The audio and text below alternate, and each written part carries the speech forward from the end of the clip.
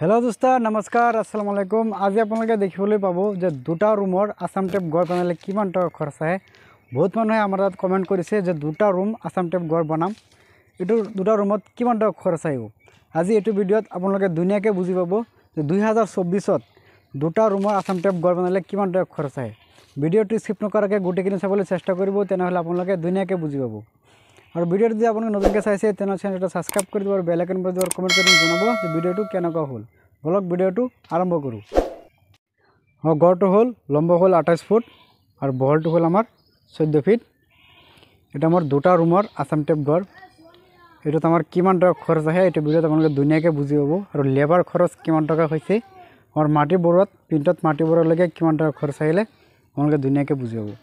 আৰু আপুনি যদি আসাম টেপ ঘৰ বনাই আছে তেনেহলে আপোনালোকে পিনটো সদায় অলপ উখ দিব। উখ দিলে আপোনাৰ ঘৰটো কেতিয়াও সাপোৰ্ট নহয়। এটা আমাৰ পিন আছে 2.5 ফুট বা 3 ফুট আপোনালোকে দিব পাৰে।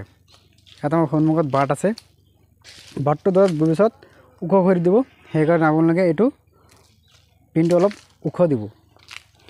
বাটটো ধৰক আমাৰ 5 বছৰ পিছে পিছে বাটটো আমাৰ 6 ইঞ্চি মান উখ হৈ যায়, সেইকাৰণে অলপ উখ দিব। এটা আমি ভিতৰত গৈ আপোনালোকক ধুনীয়াকৈ বুজাই দিম যে আমাৰ ৰুমৰ সাইজটো। এটা আছে আমার 14 বাই 14 রুম। এফালে আছে 14 ফিট, এফালে আছে আমার 14 ফিট। এফালে আমার একটা উইন্ডো লগোয়া আছে, উপরে আমার ডালাইয়ের ভেন্টিলেশন আছে। এটা আমার মেইন দরজা। এফালে এটা আমার উইন্ডো আছে, আর উপরে আমার ডালাইয়ের ভেন্টিলেশন দিয়া আছে। একবার নর্মাল ঘর এটু ঘর তোমার কিমান টাকা খরচ আহিলে আপনাদের ধুনীয়াকৈ বুঝি পাব। আমার দরজা আছে, এফালে আছে এটা, ইয়াত আছে এটা, দুটা, তিনটা, চাৰিটা আমার দরজা আছে। আর খিড়কি আছে আমার তিনিটা, তিনি পাল্লা আছে দুটা, আর দুপাল্লা আছে এটা। এটু ঘরত কিমান টাকা খরচ আহিলে, এফালে আছে এটু রুম আমার 13 ফিট, এফালে আছে আমার 14 ফিট। আপোনালোকে যদি আসাম টেপ ঘৰ বনাবলৈ বিচাৰি আছে একেবাৰে কম খৰচত, তেনেহ'লে আপোনালোকে মাজৰ পাৰ্টিশ্যনটো আপোনালোকে 3 ইঞ্চি ব্যৱহাৰ কৰিব পাৰে। 3 ইঞ্চি ব্যৱহাৰ কৰিলে আপোনালোকে 1 নম্বৰ ইটা ব্যৱহাৰ কৰিব, 1 নম্বৰ বা ফুল সাইজ ইটা ব্যৱহাৰ কৰিব। আৰু প্লাষ্টাৰ কৰি দিব, অলপ সিমেন্ট বেছিকৈ দিব গাঁথনিত। প্লাষ্টাৰ কৰি দিলে আপোনাৰ ঘৰটো গপচ হৈ যাব, তেতিয়া আৰু প্ৰব্লেম নাহে ভৱিষ্যত। আৰু 3 ইঞ্চি ৱালত আপোনালোকে 2 নম্বৰ ইটা কেতিয়াও ইউজ নকৰিব, 1 নম্বৰ ইটা আপোনালোকে সদায় ইউজ কৰিব।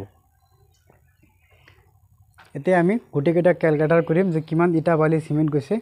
এইটো ভিডিওত আপোনালোকে ধুনীয়াকৈ বুজি পাব।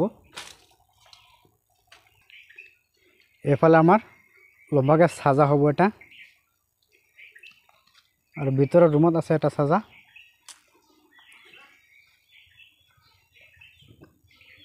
এফালে আমাৰ খিড়কিৰ ওপৰত এটা সাজা হ'ব। আৰু ভৱিষ্যত সেইফালে এটা আমাৰ আৰু এটা ৰুম হ'ব। এফালে আমার আরো একটা রুম হবো। এটা আমার রড ফসো আছে, মাটির তলতে আমার রড আছে। এটা আরো একটা রুম হবো। এটা বর্তমান দুটা রুম বনোৱা হল। দুটা রুমত আমার কিমান টাকা খরচ আহিলে আপোনালোকে ধুনীয়াকৈ বুজি পাব। আমার ইটা গৈছে দুটা রুমত তলৰ পিণ্ডৰ পৰা ওপৰলৈকে এতিয়া 3000 আমাৰ ইটা গৈছে।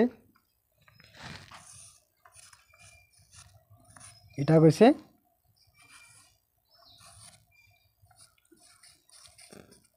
3000 আমার ইটা গৈছে। আর সিমেন্ট গৈছে 30 বেগ। সিমেন্ট 30 বেগ আমার সিমেন্ট গৈছে। আর রড গৈছে আমার 2 কুইন্টাল। আর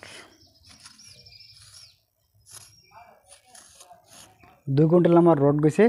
বালি গৈছে আমার 8 cm।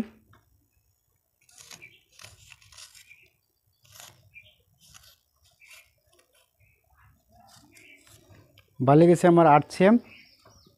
আর আমার গিটি গৈছে 2 cm।